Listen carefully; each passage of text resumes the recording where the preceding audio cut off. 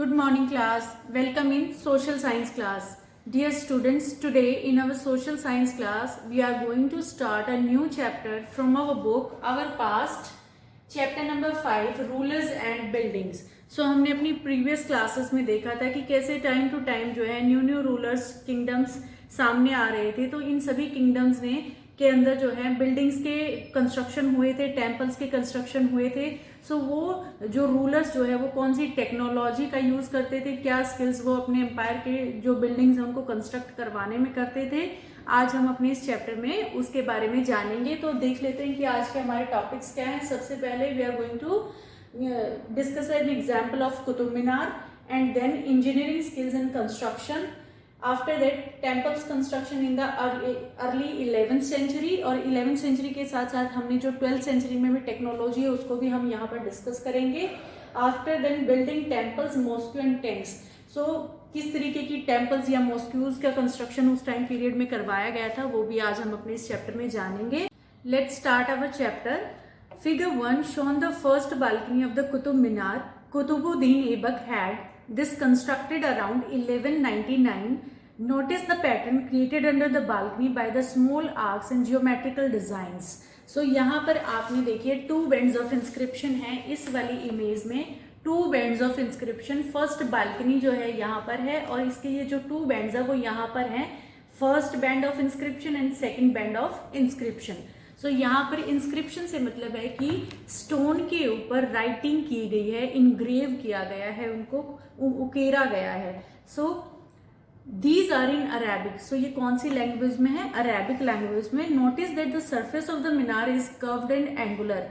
सो कुतुब मीनार का जो सरफेस है वो प्लेन नहीं है, वो कर्व्ड है और एंगुलर है। So placing an inscription on such a surface required great precision. So ऐसी मीनार के ऊपर जहां पर सरफेस प्लेन नहीं है उसके ऊपर इनग्रेव करने के लिए बहुत ही अच्छी स्किल का होना जरूरी है।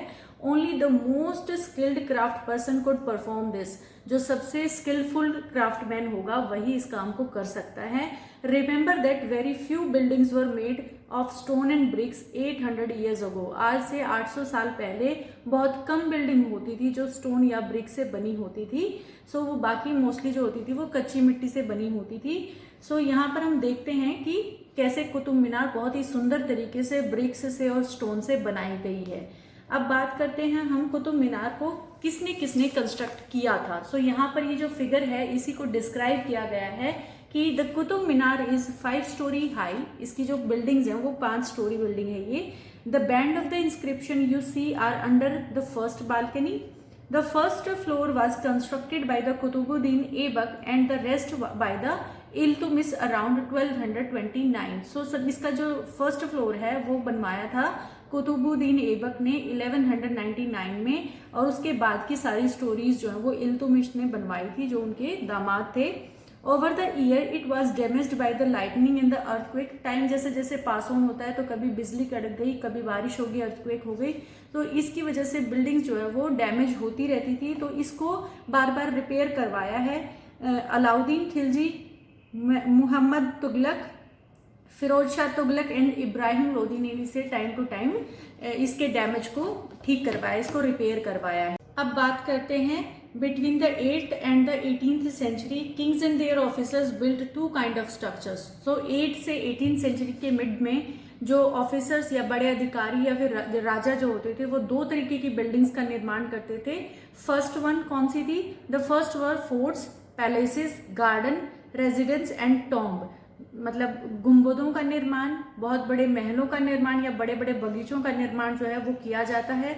दूसरी तरफ जो है वो किया जाता था the second work structure mean for public activity including temple, mosque, tanks, well and caravan sarais and bazaars. और जो दूसरी तरीके की बिल्डिंग्स हैं उसमें जिसमें पब्लिक एक्टिविटी ज़्यादा हो, जो आम लोगों के लिए ज़्यादा हो, ऐसे बिल्डिंग्स का निर्माण करवाया जाता था जिसमें मंदिर, मस्जिद, कुएं या फिर जो रोड साइड जो रेजिडेंट्स जो ट्रेवलर्स के लिए सराय बना दी जाती थी ताकि वो कुछ देर आराम कर ले, या फिर बाजार, इस तरीके की बिल्डिंग्स का निर्माण करवाया जाता था।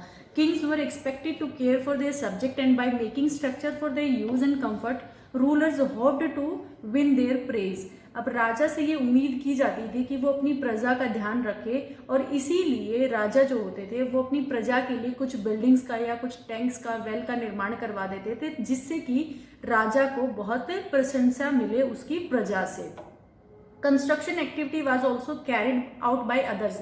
ऐसा नहीं था कि सिर्फ राजा ही निर्माण करवाता था, जो दूसरे नोबल्स होते थे, जो अमीर आदमी उस टाइम पे होते थे, या फिर व्यापारी जो होते थे, वो भी बिल्डिंग्स का कंस्ट्रक्शन करवाते थे। Construction activity was also carried out by others including merchants. They build temples, mosque and well. However domestic architectures, large mansions और merchants has survived only from the 18th century. So जो merchants होते थे, व्यापारी जो होते थे, वो भी बिल्डिंग्स का निर्माण करवाते थे, बट ये अलग बात है कि जो ऐसी बिल्डिंग्स हैं उनके जो रिमेन्स हैं वो हमें 18th सेंचुरी से मिलने स्टार्ट होते हैं, जबकि जो पुरानी वैसी बिल्डिंग्स हैं जो राजा ने बनवाई हैं उनके हमें 8th सेंचुरी से भी उनके हमें मॉन्यूमेंट्स वगैरह मिलते हैं। अब बात करते हैं हमारे सेकेंड टॉपिक की, engineering skills and construction. So in buildings के निर्माण में कैसी इंजीनियरिंग स्किल्स का यूज किया जाता था। Monuments provide an insight into the technology used for construction. किसी भी बिल्डिंग्स के बारे में हमें तब बहुत अच्छे से, मतलब एक तरीके से अंतर्दृष्टि मिलती है कि किन टेक्नोलॉजी का यूज करके उस बिल्डिंग का निर्माण करवाया गया है। Take something like a roof for example, एक किसी भी हम रूफ का एग्जाम्पल हम ले लेते हैं। We can make this by placing wooden beams और slab of stone across 4 walls. So हम यहाँ पर ये इस एग्जाम्पल को देख लेते हैं कि कैसे हमने 2 बीम्स पर, 2 थम्बस्थल्स पर के ऊपर हम एक रूफ का निर्माण कर देते हैं। But the task become difficult if you want to make a large room with an elaborate super structure. इसका निर्माण करना इजी है कि हमने पोल्स स्टैंड किए और उसके ऊपर एक रूफ का निर्माण कर दिया, ये हम कर सकते हैं। बट अगर हम बात करें सुपर स्ट्रक्चर की, सो सुपर स्ट्रक्चर क्या होता है, इसको हम सुपर स्ट्रक्चर कहते हैं जब कोई भी एक रूफ है, उस रूफ के ऊपर अगर हम कोई और किसी बिल्डिंग का निर्माण करें, 2 स्टोरी उसको बनाएं या उसके ऊपर कोई और स्ट्रक्चर अगर हम बनाने, तो वो सुपर स्ट्रक्चर कहलाता है।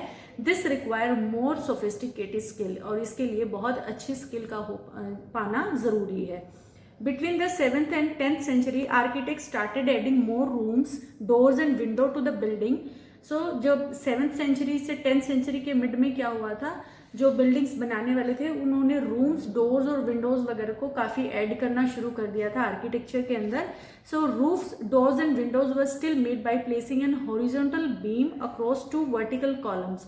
सो ये अभी भी क्या, किस तरीके से उनका निर्माण करते थे कि वर्टिकली पोल्स जो है वो खड़े कर दिए जाते थे और उनके ऊपर जो है वो रूफ डाल दी जाती थी एंड देन डोर बनाते थे। इस तरीके का बिल्डिंग का वो निर्माण करते थे।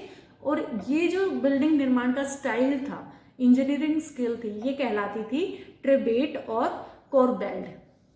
इन ये जो टर्म्स हैं, आपको इन टर्म्स को याद करना जरूरी है कि किस इंजीनियरिंग स्किल को क्या बोला जाता है। जब वर्टिकल पोल्स के ऊपर हॉरिजॉन्टली रूफ या विंडोज वगैरह बनाई जा रही हैं तो उसको ट्रेबेट और कोरबेल्ड कहते हैं। Between the 8th and 13th century the trabeate style was used in the construction of temples, mosque, tomb and in building attached to the large step wells, baolis. अब यहाँ पे बताया गया है कि between 8th and 13th century जो है ट्रेबेट जो स्टाइल हमने अभी डिस्कस किया था कि कैसे वर्टिकल पोल्स के ऊपर हॉरिजॉन्टल रूफ वगैरह डाली जा रही है, उसका बहुत, इस टेक्निक का बहुत ज़्यादा इस्तेमाल किया जाने लगा था टेम्पल्स बनाने में, मॉस्क्यूज बनाने में, या फिर कोई और टॉम्ब या बड़ी बिल्डिंग बनानी है। इसके साथ साथ जो बाउलीज होती हैं मेनली राजस्थान में बनाई जाती थी पानी को स्टोर करने के लिए। एक तरीके से बहुत ज़्यादा गहरे वेल होते हैं, उनको बाउलीज कहते हैं। यहाँ पर हमें एग्जाम्पल दिया गया है, यहाँ पर हमारी बुक में एग्जाम्पल दिया गया है कि आगरा का जो फोर्ट बनवाया था अकबर ने, उसके लिए 2000 स्टोन कटर्स, स्टोन को काटने के लिए 2000 पर्सन जो है वो लगे हुए थे। उसके अलावा 2000 सीमेंट्स बनाने में लगे हुए थे and line markers and 8000 labour वहाँ पर लगी हुई थी। देखिए कितनी बड़ी संख्या में लोग जो हैं वो बिल्डिंग्स का निर्माण करते थे। अब यहाँ पर एक बावली का भी एग्जाम्पल दिया गया है, रानी जी की बावली, ये राजस्थान के अंदर है, बूंदी वाले इलाके में। सो यहाँ पर बताया गया है कि largest among the 5th step well they were built to meet the need of the water. So water की ज़रूरत होती थी और उसी को स्टोर करने के लिए एक बावली यहाँ पर बनाई गई है। उसके अलावा हमारे जो यहाँ पर एग्जाम्पल्स दिए गए हैं, ये वाली इमेज हमने ध्यान से देखनी है। हमने एक वर्ड यूज़ किया था सुपर स्ट्रक्चर।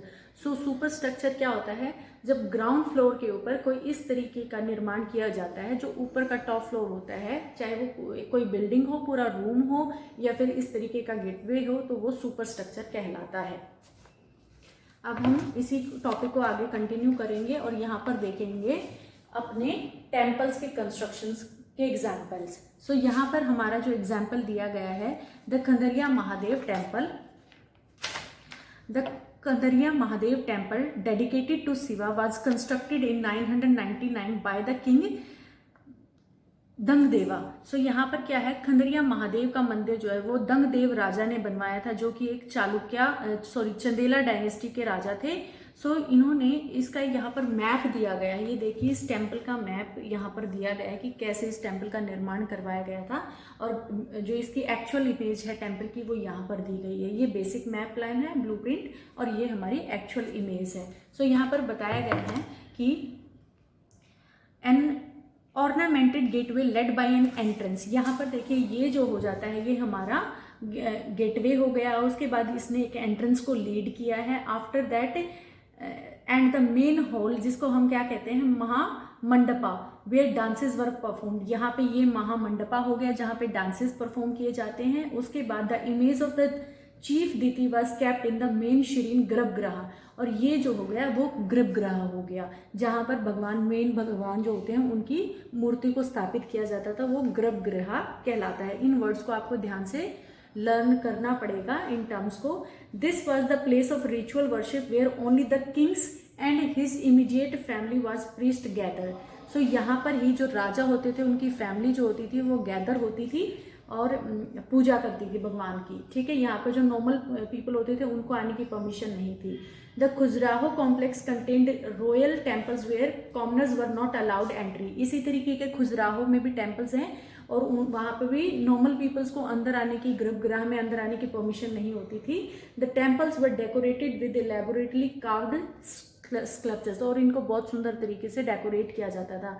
तो एक बार ध्यान से देख लेते हैं टर्म्स जो हमने यूज़ किए। यहाँ पर जो हमारा है वो एंट्रेंस है हमारी, जिसको हमने गेटवे नाम दिया गया है। उसके बाद जो है हमारा इसको एंट्रेंस को लीड किया, महामंडपा में पहुँचे, और उसके बाद हमारा गर्भगृह आ गया। उसके बाद हम नेक्स्ट बात करते हैं हमारे दूसरे टेम्पल के बारे में। The Rajeshwara temple at the Thanjavur has the tallest shikhara amongst the temples of its time. So उस टाइम के सभी टेम्पल्स में सबसे बड़ा शिखर जो था वो इसी टेम्पल का था। ये राजा राजेश्वरा ने बनवाया था, और इस टेम्पल का नाम राजा राजेश्वरा है, और ये तंजावुर में है। So construction it was not easy because there was no cranes in those days and the 90 ton stone for the top of the Shikhar was too heavy to lift manually। so उस time में कोई crane available नहीं थी, और top के ऊपर शिखर जो मैंने अभी दिखाया आपको बहुत ऊपर तक बनाने के लिए वहाँ पर करीबन 90 टन के स्टोन्स को पहुँचाया गया, जो कि बहुत ही डिफिकल्ट टास्क थी। बट इसको कैसे किया गया, क्योंकि हमारा टॉपिक क्या है, इंजीनियरिंग स्किल्स और कंस्ट्रक्शन है, तो इसको कैसे उन्होंने किया है यहाँ पर। सो यहाँ पर उन्होंने So the architects built an inclined path to the top of the temple, placed the boulder on roller and rolled it all the way to the top। अब हम यहाँ पर देख लेते हैं अपने इस एग्जाम्पल को कि सपोज करो ये हमारा टेम्पल है और यहाँ पर शिखर है और यहाँ पर बहुत बड़े स्टोन्स जो है वो रखे हुए हैं, और यहाँ तक स्टोन्स को पहुँचाने के लिए इस तरीके के पाथ बनाए गए। ये एक तरीके से ये क्या है, पाथ है हमारा, और यहाँ पर बड़े बड़े स्टोन्स को रोल करके लाया गया, मैनुअली हाथ से रोलर की हेल्प से रोल करके लाया गया और यहाँ पर प्लेस करवा दिया है, ठीक है। सो इस तरीके की टेक्नोलॉजी उन्होंने यूज़ की है। After that the path started more than 4 kilometre, और ये जो पाथ है ये करीबन 4 किलोमीटर से भी ज़्यादा लंबा था। It would not be too steep, but ये बहुत ज़्यादा स्टीप ही नहीं था, मतलब इस तरीके से नहीं था, ये इंक्लाइंड था, इस तरीके से था ताकि ईजिली टॉप पे लाया जा सके। This was dismantled after the temple was constructed, और बाद में इस पाथ को जब टेम्पल बन चुका कंप्लीट, उसके बाद इससे को डिसमेंटल कर दिया गया, इसको हटा दिया गया, इस वाले पूरे रास्ते को हटा दिया गया। but the resident of the area remembered the experience of the construction of the temple for a long time. But यहाँ के आसपास के जो भी लोग रहते थे उनको बहुत लंबे टाइम तक ये मेमोरीज जो है वो रिमेम्बर्ड रही, और इसीलिए even now village near the temple is called Charupallam and the village of the incline. और इसी के आसपास के जो लोग हैं, मैंने बताया, उनको बहुत लंबे टाइम तक ये मेमोरी बनी रही, और आज भी इन लोगों के जो गांव है उनको चारूपल्लम कह दिया जाता है, जिसका मतलब होता है विलेज ऑफ द इनक्लाइन, ढलान वाले गांव, इस तरीके से बोल दिया जाता है। और मैंने जैसे कि बोला था कि 11th के साथ साथ हम यहाँ पर देखेंगे कि 12th सेंचुरी के टाइम में कौन सी टेक्नोलॉजी हम यूज कर रहे थे। सो यहाँ पर 2 technological and stylistic developments are noticeable from the 12th century. ये हमने नेक्स्ट पेज से यहाँ से लिए हैं हमारी 12th सेंचुरी के कुछ एग्जाम्पल्स। सो फर्स्ट वन यहाँ पर क्या है, the weight of the super structure above the doors and window was sometimes carried by the arcs। सो हमने सुपर स्ट्रक्चर्स ऑलरेडी डिस्कस कर लिया गया, और उसमें बताया गया है कि सुपर स्ट्रक्चर्स का जो वेट होता है वो एक आर्क जो है वो बियर करती है। सो यहाँ पर आर्क का हमारा एग्जाम्पल दिया गया है, आर्क का एग्जाम्पल, और यहाँ पे बताया गया है कि the architectural form was called arcuate. और इस स्ट्रक्चर को क्या कहेंगे हम, इस आर्किटेक्चरल फॉर्म को कहेंगे आर्क्यूएट। और यहाँ पे ये आर्क बना दी गई है, और इस आर्क में जो सेंटर में जो स्टोन लगा हुआ है इसको की स्टोन कहते हैं। और इस की स्टोन का काम क्या होता है, the true arch, the key stone at the centre of the arch transferred the weight of the super structure to the base of the arch. So ये जो की स्टोन है ये ऊपर वाले सुपर स्ट्रक्चर के वेट को इसके बेस पर, इन पर पोल्स के अंदर मतलब ट्रांसफर कर देता है उस वेट को इक्वली दोनों तरफ, ठीक है। सो ये की स्टोन का यहाँ पर काम था। अब हम बात करते हैं सेकंड पॉइंट की, द लाइमस्टोन सीमेंट, जो सेकंड हमने 12th सेंचुरी की टेक्नोलॉजीज को हम डिस्कस कर रहे हैं। So limestone cement was increasingly used in the construction. अब लाइमस्टोन का बहुत ज्यादा यूज तेजी से बढ़ रहा था। This was very high quality cement, ये बहुत अच्छी क्वालिटी थी। When mixed with the stone chips, जब इसको किसके साथ मिक्स कर दिया जाता था, स्टोन के चिप्स के साथ, स्टोन के टुकड़ों के साथ जब इसको मिक्स कर दिया जाता था तो ये क्या हो जाती थी, hardened into concrete. This made construction of the large structures easier and the faster. तो ये बहुत स्ट्रॉन्ग हो जाती थी, और जब बड़ी बिल्डिंग्स का निर्माण होता था वहाँ इसको यूज किया जाता तो ये बहुत ही ईजिली यूज हो जाती थी, और फास्ट तरीके से कंस्ट्रक्शन होना शुरू हो जाता था। अब हम बात, यहाँ पर इन्होंने एक एग्जाम्पल भी दिखाया गया है। इस इमेज को अगर आप ध्यान से देखेंगे तो यहाँ पर सभी लेबर्स जो है ये यहाँ पर कंस्ट्रक्शन का काम कर रहे हैं, कोई ढुलाई कर रहा है, कोई कुछ कर रहा है। तो इस तरीके से आप इस इमेज को ध्यान से देखिए, यहाँ पर कंस्ट्रक्शन की एक्टिविटीज सारी कंडक्ट हो रही हैं।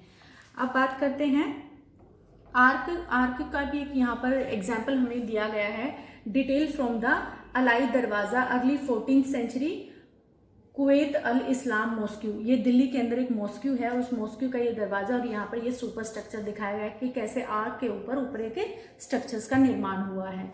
सो अब बात करते हैं हम अपने नेक्स्ट टॉपिक की, building temples, mosque and tanks. कि जो राजा थे वो टेम्पल्स भी बनवाते थे, जो मुस्लिम राजा थे वो मॉस्क्यू का निर्माण करवाते थे, और दोनों ही तरीके के राजा जो थे वो टैंक्स का निर्माण करवाते थे। Temples and mosque were beautifully constructed because they were place of worship. So मंदिरों का जो मंदिर या मस्जिदों का निर्माण जो है वो बहुत सुंदर करवाया जाता था। उसका रीजन था क्योंकि वो पूजा करने की जगह होती थी, नमाज अदा करने की जगह होती थी। They were also meant to demonstrate the power, wealth and the devotion of the patron. इसके साथ साथ जो अगर सुंदर मंदिर है बनवाने का कारण भी था कि इससे राजा जो है वो अपना एक तरीके से शो करता था कि मेरे पास कितनी पावर है या मेरे पास कितनी धन संपदा है, तो वो एक तरीके से उनका दिखावे वाला काम भी करता था। इसीलिए मंदिरों का निर्माण बहुत बड़े स्तर पर करवाया गया। Take the example of the Rajeshwara temple. An inscription mentioned that it was built by King Raja Deva. So जो राजेश्वरा टेम्पल है वो किसने बनवाया था, राजा देवा ने बनवाया था, for the worship of his God, अपने भगवान की पूजा के लिए, जिसका नाम था राजा Rajeshwaram.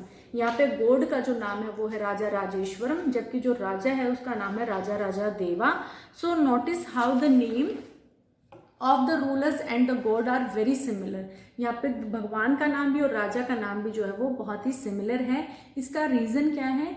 The king took the god's name because it was auspicious and he wanted to appear like a god. क्योंकि भगवान का नाम जो है वो बहुत ही शुभ होता है, इसीलिए राजा का जो नाम है वो इस तरीके का रखा गया है। और उसके साथ साथ वो अपने आप को भगवान की तरह दिखाना भी चाहते थे और इसीलिए इस नाम को लिया गया। Through the rituals of the worship in the temple one God honoured another. और जब ये राजा अपने प्रभु की जब वर्शिप कर रहे होते थे तो इस तरीके से रिजेंबल होता था कि एक भगवान दूसरे भगवान की पूजा कर रहा है। ठीक है, अब बात करते हैं हम। The largest temples were all constructed by the kings and the others lesser deities in the temples were gods and goddess of the all allies and subordinate of the rulers। अब क्या है, जो लार्जेस्ट टेम्पल्स होते थे वो राजा लोग construct करवाते थे और उसमें बड़े भगवान की जो है मेन मूर्ति रखी जाती थी। उसके साथ जो है छोटे छोटे अगर टेम्पल्स की बात कर ली जाए या जो छोटे देवी देवताएं होते थे, देवी देवता होते थे, उनका निर्माण जो है वो जो राजा के सहयोगी या उनके बाकी के फैमिली मेंबर्स या उनके जो मेन नोबल पर्सन होते थे वो अपना उन छोटे देवी देवताओं की पूजा वगैरह वहाँ पर करते थे, उनके लिए छोटे मंदिरों का निर्माण करते थे। The temples was a miniature model of the world ruled by the king and his allies.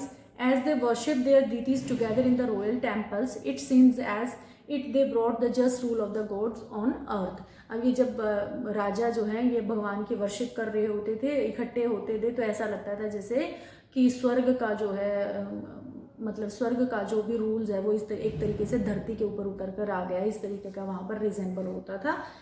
Muslim sultans and Padshah did not claim to be incarnation of God, but Persian courts chronicler described the sultan as the shadow of God। So जो ये मुस्लिम Kings होते थे ये अपने आप को भगवान का रूप नहीं मानते थे बल्कि भगवान की परछाई अपने आप को मानते थे। और इसका एग्जाम्पल हमें पर्शियन क्रॉनिकलर्स के उसमें देखने को मिलता है। An inscription in the Quwwat al Islam mosque explain that god choose Alauddin as a king because he had the qualities of Musa and Sulaiman. अब यहाँ पे बताया गया है कि एक इंस्क्रिप्शन है कुवैत अल इस्लाम में जिसमें कि हमें पता चलता है कि वहाँ पे लिखा गया है कि अलाउद्दीन जो है उनको भगवान ने ही चूज़ किया है राजा बनने के लिए, क्योंकि उनमें क्वालिटीज़ हैं जो उनके बहुत बड़े पहले पूर्वज रहे हैं, जो बहुत अच्छे कानून बनाने वाले रहे थे, मूस और Suleman.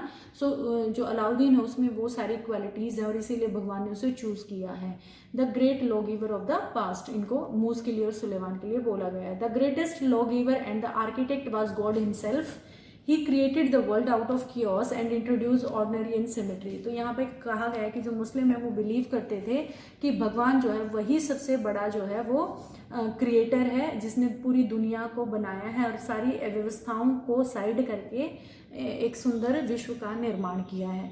As each new dynasty came to power, kings wanted to emphasize their moral right to be rulers. Constructing place of worship provided rulers with the chance to proclaim their close relationship with God, especially important in age of rapid political changes। सो जो ये जल्दी जल्दी जो नए नए राजा बदल रहे थे तो उस पॉलिटिकल चेंज वाले इन्वायरमेंट में हर कोई राजा क्या करता था, अपने आप को ये दिखाता था कि मुझे राज्य करने का जो मोरल राइट है वो मुझे मिला हुआ है, और वो अपनी पावर को शो करते थे इस तरीके से। और इसीलिए वो बड़े बड़े प्लेसेस का, पैलेसेस का या टेम्पल्स वगैरह का कंस्ट्रक्शन भी करते रहते थे। Ruler also offered patronage to the learned and pious, and they tried to transfer their capital and cities into the great cultural center and brought fame to their rule and their realm। और इसके लिए राजा जो थे अपने जो उनकी capital city होती थी जहाँ पर वो रहते थे उन शहरों को उन्होंने कल्चरल सेंटर्स में कन्वर्ट करना शुरू कर दिया था। और इसके अलावा जो विद्वान लोग थे उनको भी संरक्षण देना इन राजाओं ने शुरू कर दिया था ताकि वो उनके राज्य के बारे में अच्छा लिखें और राजाओं को बहुत बड़ा फेम मिले। इस तरीके के काम उन्होंने शुरू कर दिए थे। अब बात करते हैं, it was widely believed that the ruler of just king would be an age of plenty when the heavens would not withhold rain.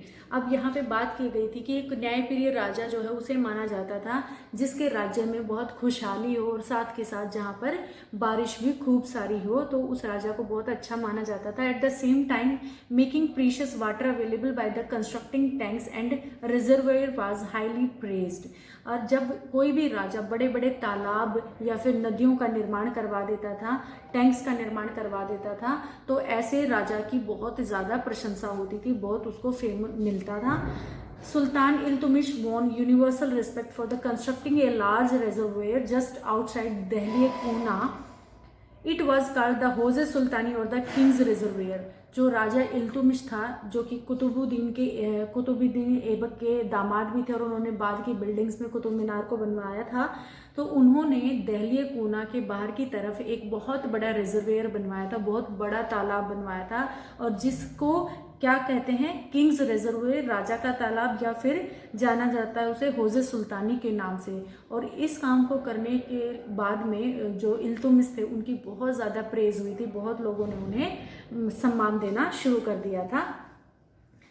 अब हम बात करते हैं क्या कहते हैं, इम्पोर्टेंस ऑफ वाटर। अब देखिए वाटर की इम्पोर्टेंस क्या है कि इतने बड़े बड़े जो रिजर्वेयर्स बना रहे हैं, राजाओं को फेम मिल रहा है, प्रशंसा मिल रही है। सो यहाँ पर इम्पोर्टेंस ऑफ वाटर बताया गया है। द पर्शियन टर्म्स आबाद, पॉपुलेटेड, प्रॉस्परस एंड आबादी फ्लोरिशिंग, कि आबाद जो शब्द है उसका मतलब होता है जहाँ पर बहुत सारी जनसंख्या रहती है, जो बहुत ही प्रॉस्परस है, एंड आबादी का मतलब फ्लोरिशिंग, मतलब कि फल फूल रहा है। Are the both derive from the word अब। अब का मतलब, ये दोनों ही शब्द जो है आबाद और आबादी, ये अब शब्द से निकले हुए हैं, जिसका मतलब होता है पानी। सो पानी जो है यहाँ पे बहुत ही इंपॉर्टेंट माना गया है, क्योंकि पहले के जितने भी समाज होते थे, कम्युनिटीज होती थी, वो पानी के किनारे जाकर अपना बसेरा शुरू करते थे। Ruler often constructed tent and reservoir, big and small, for the use by ordinary people. Sometimes these tents and reservoir were part of the temple, mosque और गुरुद्वारा। ये जो राजा थे, ये छोटे बड़े तालाब समय समय पर आम लोगों के लिए बनवाते रहते थे, और कई बार ये जो तालाब होते थे ये किसी मंदिर, मस्जिद या फिर किसी गुरुद्वारे का हिस्सा होते थे। सो यहाँ पर इसी का कुछ एग्जाम्पल भी दिया गया है। एक तो यहाँ पर एग्जाम्पल दिया गया है हमें जामा मस्जिद का। जामा मस्जिद है जो कि शाहजहां ने निर्माण करवाया था अपनी राजधानी शाहजहानाबाद में। यहाँ पर एक छोटा सा यहाँ पर टैंक आपको दिखाई दे रहा है, हौज़ यहाँ पर बनवाया गया है, और यहाँ पे एक वर्ड यूज़ किया गया है किबला। किबला जो डायरेक्शन होती है वो टुवर्ड्स मक्का होती है, जो कि अगर हम भारत में बात करें तो भारत से अगर हम देखेंगे मक्का जो है वो वेस्ट में पड़ता है। तो यहाँ पर इस मस्जिद का निर्माण इस तरीके से करवाया गया था कि जब यहाँ पर लोग खड़े होंगे तो उनका फेस जो है वो मक्का की तरफ होगा। सो राजा ने अपनी सीट इस तरफ बनवाई थी कि जब लोग उसे देखेंगे तो वो ऐसा उन्हें महसूस होगा कि वो मक्का की तरफ फेस करके खड़े हैं, और इसके लिए वर्ड यूज़ किया जाता है किबला। और एक दूसरा रिजर्वेयर जो कि बहुत बड़ा है, ये है हमारे हरमिंदर साहिब का, जिसे गोल्डन टेम्पल भी जानते हैं, जो कि अमृतसर में है। तो यहाँ पे भी एक बहुत बड़ा तालाब यहाँ पर बनवाया गया है। तो इस तरीके के तालाबों का और टैंक्स का निर्माण जो है ये राजा करवाते रहते थे टाइम टू टाइम अपनी प्रजा के लिए। सो डियर स्टूडेंट्स, आज की क्लास में हम इतना ही करेंगे, बाकी अपनी इसी सेम चैप्टर को अपनी अगली क्लास में करेंगे। Till then stay happy, keep learning. Thank you.